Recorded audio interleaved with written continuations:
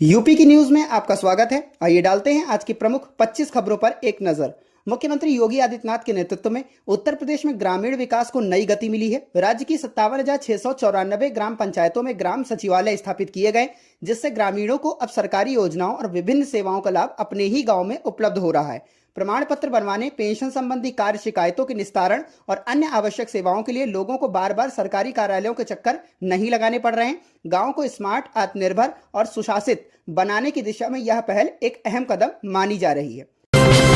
उत्तर प्रदेश के मुजफ्फरनगर जिले में 14 दिनों से लापता युवक विकास उर्फ रॉकी का मामला अब एक सनसनीखेज हत्याकांड के रूप में सामने आया है। पुलिस और बदमाश के बीच हुई मुठभेड़ के बाद इस पूरे मामले का चौंकाने वाला खुलासा हुआ है। पुलिस के अनुसार सिखेड़ा थाना क्षेत्र के बहेड़ा अस्सा गांव निवासी 36 वर्षीय विकास उर्फ रॉकी 18 मई से लापता था। परिजनों द्वारा गुमशुदगी की रिपोर्ट दर्ज कराने के बाद पुलिस लगातार उसकी तलाश में जुटी हुई थी। गाजियाबाद के चर्चित सूर्य हत्याकांड में पुलिस प्रशासन की कार्रवाई तेज हो गई है। जांच के दौरान प्रशासन ने बड़ी कार्रवाई करते हुए 3 मदरसों को सील कर दिया और संबंधित परिसरों की बिजली आपूर्ति भी बंद कर दी गई है। यह कार्रवाई खोड़ा क्षेत्र में हुई घटना के संदर्भ में की गई है। प्रशासन का कहना है कि मामले के हर पहलू की गंभीरता से जांच की जा रही है और कानून के अनुसार आगे की कार्रवाई की जा रही है।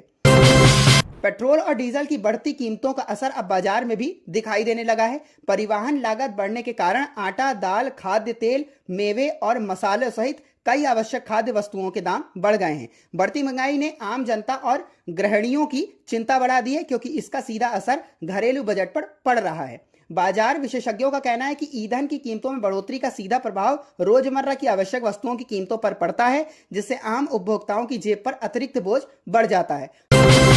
हालांकि देश के कई राज्यों में शराब का सेवन करने वालों की संख्या काफी अधिक है, लेकिन उत्तर प्रदेश में शराब पीने वालों की संख्या सबसे तेजी से बढ़ रही है। राष्ट्रीय परिवार स्वास्थ्य सर्वेक्षण की ताजा रिपोर्ट के अनुसार प्रदेश में यह वृद्धि 4.2% दर्ज की गई, जबकि राष्ट्रीय स्तर पर इस मामले में गिरावट देखने को मिली है। खास बात यह है कि शहरी क्षेत्रों की तुलना में ग्रामीण इलाकों में शराब का सेवन करने वालों की संख्या में ज्यादा बढ़ोतरी हुई है। इसके चलते हाई ब्लड शुगर और हाइपरटेंशन जैसी स्वास्थ्य समस्याएं भी बढ़ रही हैं। वहीं प्रदेश में शराब का सेवन करने वाली महिलाओं की संख्या लगभग स्थिर बनी हुई है। उत्तर प्रदेश के हापुड़ जिले के देहात थाना क्षेत्र में बदमाशों ने शहर के एक व्यापारी के घर को निशाना बनाया। हथियारों से लैस आरोपियों ने घर में घुसकर न केवल लूटपाट की, बल्कि पूरे परिवार को बंधक भी बना लिया।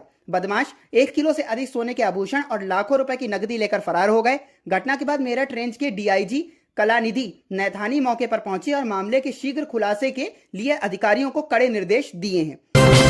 उत्तर प्रदेश सरकार में कैबिनेट मंत्री और निषाद पार्टी के राष्ट्रीय अध्यक्ष संजय निषाद ने कानपुर देहात के दौरे के दौरान पुलिस की कार्य प्रणाली पर नाराजगी जताई। मंगलवार को आयोजित एक कार्यक्रम में उन्होंने अधिकारियों को जमकर फटकार लगाई और जनता से जुड़े मामलों में लापरवाही पर सवाल उठाए। मंत्री ने कहा कि आम लोगों की शिकायतों का समयबद्ध निस्तारण होना चाहिए और पुलिस को संवेदनशीलता के साथ अपनी जिम्मेदारियों का निर्वहन करना चाहिए। उनके इस सख्त रुख की पूरे जिले में चर्चा हो रही है।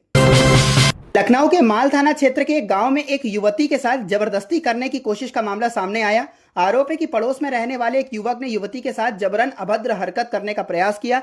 युवती के शोर मचाने पर आरोपी मौके से फरार हो गया। पीड़िता के पिता ने थाना में तहरीर देकर कार्रवाई की मांग की है, जिसके बाद पुलिस ने मामले की जांच शुरू कर दी है। परिजनों का कहना है कि आरोपी पहले से ही युवती पर गलत नजर रखता था। शामली में उस समय हड़कंप मच गया जब श्री कृष्ण जन्मभूमि ट्रस्ट के अध्यक्ष को कथित तौर पर बम से उड़ाने की धमकी मिलने की सूचना सामने आई। प्राप्त जानकारी के मुताबिक धमकी भरा फोन कथित तौर पर पाकिस्तान के एक नंबर से किया गया था। सूचना मिलते ही पुलिस और सुरक्षा एजेंसियां सतर्क हो गईं। मामले की संवेदनशीलता को देखते हुए जांच शुरू कर दी गई है और कॉल की सत्यता के साथ साथ उसके स्रोत का भी पता लगाया जा रहा है। एहतियात के तौर पर सुरक्षा व्यवस्था को और मजबूत कर दिया गया है। जगत गुरु रामभद्राचार्य ने आगामी विधानसभा चुनाव को लेकर राहुल गांधी पर बड़ा बयान दिया। उन्होंने दावा किया कि राहुल गांधी को भविष्य में और भी बड़ी चुनावी हार का सामना करना पड़ सकता है। एक अन्य सवाल के जवाब में उन्होंने विपक्ष पर निशाना साधते हुए कहा कि देश की छवि को नुकसान पहुंचाने का काम विपक्ष के नेता ही करते हैं। उनका आरोप था कि संसद में विपक्ष के नेता समय समय पर ऐसे बयान देते हैं जिनसे भारत की प्रतिष्ठा प्रभावित होती है। उनके इस बयान को लेकर राजनीतिक गलियारों में चर्चाएं तेज हो गई हैं। मौसम वैज्ञानिकों ने उत्तर प्रदेश में आने वाले दिनों में मौसम के दोबारा बिगड़ने की आशंका जताई है। विशेषज्ञों के अनुसार पश्चिमी उत्तर प्रदेश में हाल ही में आई आंधी, बारिश, ओलावृष्टि और वज्रपात के पीछे सक्रिय पश्चिमी विक्षोभ मुख्य कारण रहा। वर्तमान में यह प्रणाली मध्य पाकिस्तान और राजस्थान के आसपास विकसित हो रही है। इसके प्रभाव से प्रदेश के कई इलाकों में तेज हवाएं चलने, बारिश होने और बिजली गिरने की घटनाएं एक बार फिर देखने को मिल सकती हैं। मौसम विभाग ने लोगों से सतर्क रहने और आवश्यक सावधानी बरतने की अपील की है। युवतियों के कथित यौन शोषण के आरोप में गिरफ्तार IITN सन्यासी बाबा को मंगलवार को अदालत में पेश किए जाने के बाद जेल भेज दिया गया। जांच के दौरान यह बात सामने आई कि कई युवतियां उसके संपर्क में थीं, जिन्हें कुछ उच्च शिक्षित और प्रतिष्ठित नौकरियों में कार्यरत महिलाएं भी शामिल थीं। आरोप है कि वह धार्मिक और आध्यात्मिक प्रवचनों के जरिए लोगों का विश्वास हासिल करता था। पुलिस पूरे मामले की गंभीरता से जांच कर रही है और अन्य संभावित पीड़ितों तथा संबंधित तथ्यों की भी पड़ताल की जा रही है। प्रयागराज के नैनी क्षेत्र में प्रेम विवाह करने वाली एक युवती का शव फंदे से लटका मिलने से इलाके में सनसनी फैल गई। प्राप्त जानकारी के अनुसार युवती ने 29 मई को प्रेम विवाह किया था, लेकिन शादी के महज 3 दिन बाद ही उसकी संदिग्ध परिस्थितियों में मौत हो गई। सूचना मिलते ही पुलिस मौके पर पहुंची और शव को कब्जे में लेकर पोस्टमार्टम के लिए भेज दिया। पुलिस मामले के हर पहलू की जांच कर रही है और मौत के वास्तविक कारणों का पता लगाने का प्रयास किया जा रहा है। उत्तर प्रदेश के 36 जिलों में TGT भर्ती परीक्षा का आयोजन शुरू हो गया है। परीक्षा केंद्रों पर सुरक्षा और निगरानी के व्यापक इंतजाम किए गए हैं। शुरुआती आंकड़ों के मुताबिक करीब 50% अभ्यर्थियों ने परीक्षा में अपनी उपस्थिति दर्ज कराई है। परीक्षा को निष्पक्ष और पारदर्शी ढंग से संपन्न कराने के लिए प्रशासन और शिक्षा विभाग लगातार निगरानी बनाए हुए है। साथ ही परीक्षा केंद्रों पर सभी आवश्यक सुविधाएं और व्यवस्थाएं भी सुनिश्चित की गई हैं। महोबा में वर्ष 2023 में पत्नी और 2 मासूम बेटियों की हत्या के मामले में अदालत ने दोषी देवेंद्र को फांसी की सजा सुनाई। न्यायालय ने इस जघन्य अपराध को दुर्लभ से दुर्लभतम श्रेणी का मामला मानते हुए यह फैसला सुनाया। अभियोजन पक्ष के अनुसार आरोपी ने सिलबट्टे से हमला कर पत्नी और दोनों बेटियों की हत्या कर दी थी। सुनवाई के दौरान पेश किए गए साक्ष्यों और गवाहों के आधार पर अदालत ने उसे दोषी मानते हुए कठोर सजा सुनाई है। हाफिजगंज थाना क्षेत्र के बकैनिया गांव में मंगलवार रात अज्ञात चोरों ने 2 घरों को निशाना बनाते हुए चोरी की घटना को अंजाम दिया। पीड़ितों के मुताबिक बदमाश करीब 2.5 लाख रुपए की नकदी, लाखों रुपए के आभूषण और अन्य कीमती सामान को लेकर फरार हो गए। घटना की जानकारी सुबह होने पर मिली, जिसके बाद पूरे गांव में हड़कंप मच गया। पीड़ितों ने पुलिस को तहरीर देकर कार्रवाई की मांग की है। पुलिस मामले की जांच में जुटी है और आरोपियों की तलाश की जा रही है। वाराणसी के नमो घाट पर स्नान के दौरान गहरे पानी में चले जाने से 2 किशोर गंगा नदी में डूब गए। घटना के बाद मौके पर अफरा तफरी का माहौल बन गया और तत्काल राहत एवं बचाव अभियान शुरू किया गया। काफी मशक्कत के बाद दोनों किशोरों के शव पानी से बाहर निकाल दिए गए। बताया जा रहा है कि दोनों युवक बिहार से पॉलिटेक्निक परीक्षा देने के लिए वाराणसी आए थे। इस दुखद घटना से परिजनों में शोक का माहौल है। पुलिस ने शवों को कब्जे में लेकर आगे की कानूनी कार्रवाई शुरू कर दी है। आगरा में पंचायत सहायकों के कार्य बहिष्कार का असर अब ग्रामीण क्षेत्रों में मिलने वाली सेवाओं पर स्पष्ट रूप से दिखाई देने लगा है। जिले के 690 ग्राम सचिवालयों में कामकाज प्रभावित होने का असर अब ग्रामीण सेवाओं पर साफ दिखाई देने लगा है। आय, जाति और निवास प्रमाण पत्र, जन्म मृत्यु पंजीकरण, पेंशन और विभिन्न प्रकार के आवेदन सहित कई आवश्यक सेवाएं प्रभावित हो गई हैं। इसके कारण ग्रामीणों को सरकारी कार्यों के लिए काफी परेशानियों का सामना करना पड़ रहा है। यदि यह स्थिति लंबे समय तक बनी रहती है तो आम लोगों की मुश्किलें और बढ़ सकती हैं। हसनपुर के शाहपुर कला गांव में विवाहिता पिंकी की कथित दहेज हत्या के मामले में पुलिस ने पति समेत 5 लोगों के खिलाफ मुकदमा दर्ज किया है। घटना के बाद आरोपियों की गिरफ्तारी की मांग को लेकर ग्रामीणों ने सड़क जाम कर विरोध प्रदर्शन किया। इसी दौरान आधी रात को आरोपियों के घर में आग लगने की घटना भी सामने आई, जिससे क्षेत्र में चर्चा और तेज हो गई। पुलिस मामले की जांच कर रही है और सभी पहलुओं को ध्यान में रखते हुए आगे की कार्रवाई में जुटी हुई है। उत्तर प्रदेश सरकार ने आगामी 6 महीनों के लिए प्रदेश में किसी भी प्रकार की हड़ताल पर रोक लगा दी है। नियुक्त एवं कार्मिक विभाग के प्रमुख सचिव M देवराज द्वारा जारी अधिसूचना के अनुसार यह निर्णय अत्यावश्यक सेवाओं का अनुरक्षण अधिनियम यानी ESMA के तहत लिया गया है। सरकार का कहना है कि आवश्यक सेवाओं के सुचारू संचालन और जनहित को ध्यान में रखते हुए यह कदम उठाया गया है। आदेश लागू होने के बाद निर्धारित सेवाओं में किसी भी प्रकार की हड़ताल करना कानून प्रतिबंधित रहेगा। मेरठ जिले से एक वीडियो सोशल मीडिया पर तेजी से वायरल हो रहा है। वायरल वीडियो में एक व्यक्ति दोनों हाथों में छुरी लिए दिखाई दे रहा है। वीडियो के बैकग्राउंड में एक गाना चल रहा है और उस पर एक कैप्शन भी लिखा हुआ है, जिसमें लिखा है, कितने असद को मारोगे, हमारे भी हथियार हैं, हथियार तैयार हैं। वीडियो में दिखाई दे रहा व्यक्ति सफेद कुर्ता पैजामा पहने हुए और उसके कपड़ों पर लाल रंग के निशान भी नजर आ रहे हैं, जो रील में खून के धब्बों की तरह दिखाई दे रहे हैं। प्रयागराज के साउथ मलाका इलाके में एक घर में 4 लोगों के शव बरामद होने से इलाके में हड़कंप मच गया। स्थानीय लोगों ने घर से दुर्गंध आने पर पुलिस को सूचना दी।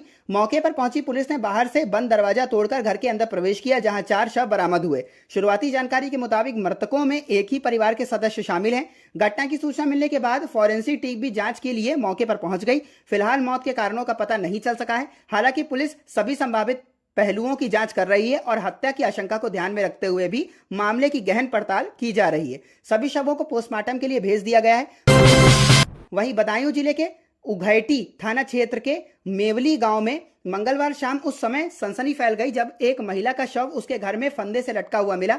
मृतकों की पहचान मनवीर की पत्नी रेनू के रूप में हुई है। सूचना मिलने पर पुलिस मौके पर पहुंची और शव को कब्जे में लेकर पोस्टमार्टम के लिए भेज दिया। बताया जा रहा है कि मृतका का पति मनवीर चर्चित सैलून संचालक समीर हत्याकांड का आरोपी है और फिलहाल जेल में बंद है। मुरादाबाद जिले में रिश्तों को शर्मसार करने और मानवता को झकझोर देने वाली एक घटना सामने आई। कटघर कोतवाली क्षेत्र के गाड़ी खाना इलाके में 7 वर्षीय एक मासूम बच्ची के साथ दुष्कर्म का मामला सामने आया है। आरोप है कि बच्ची का रिश्ते में लगने वाला चाचा घर में घुस गया और वारदात को अंजाम दिया। घटना के समय बच्ची घर में अकेली थी, जिसका फायदा उठाते हुए आरोपी ने इस जघन्य कृत्य को अंजाम दिया।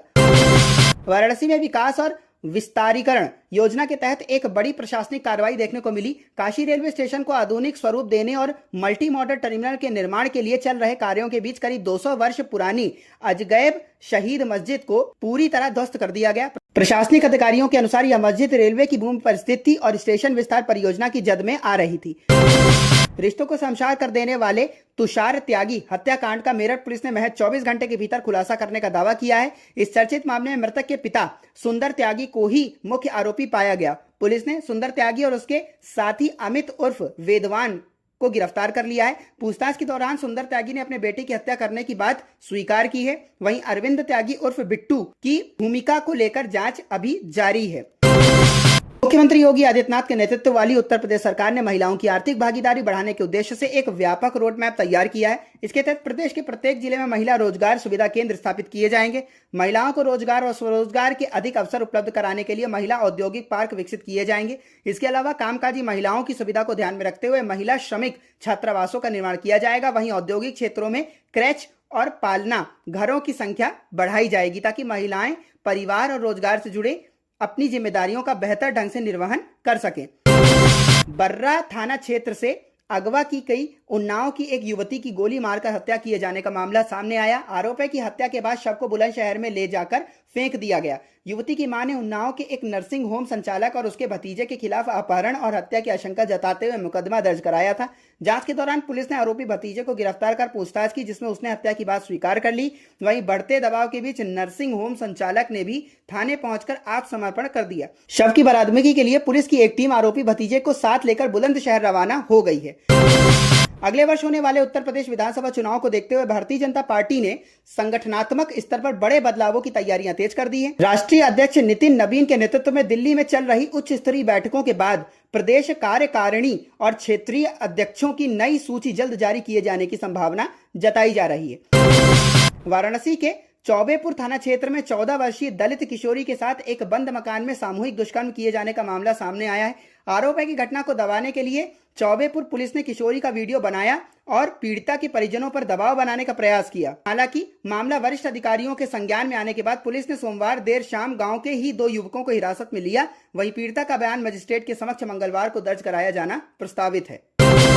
उत्तर प्रदेश की योगी सरकार ने राज्य के शहरी परिवहन को आधुनिक और पर्यावरण के अनुकूल बनाने के लिए एक बड़ा कदम उठाया है। मुख्यमंत्री योगी आदित्यनाथ की अध्यक्षता में हुई कैबिनेट बैठक में 18 शहरों में 1725 नई वातानुकूलित एसी इलेक्ट्रिक बसों चलाने के प्रस्ताव को मंजूरी दी गई है।